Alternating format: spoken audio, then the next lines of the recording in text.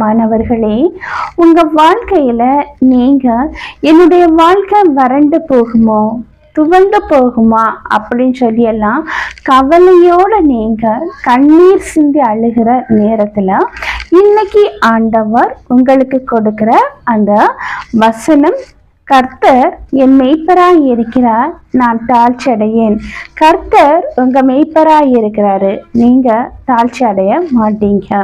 உங்க வாழ்க்கையில இப்போது நீங்க வாழக்கூடிய வாழ்க்கை சோதனை மிகுந்ததாகவும் வேதனை மிகுந்ததாகவும் இருந்தாலும் ஆண்டவர், நீங்க ஆண்டவரை முழுவதுமா நம்பி இருக்கிறபடினால உங்களை ஆண்டவர் தாழ்ச்சி அடைய விட மாட்டாரு.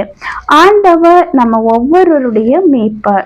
நம்ம அந்த மந்தையில இருக்கிற அந்த ஆடுகள் அப்படின்னே சொல்லலாம்.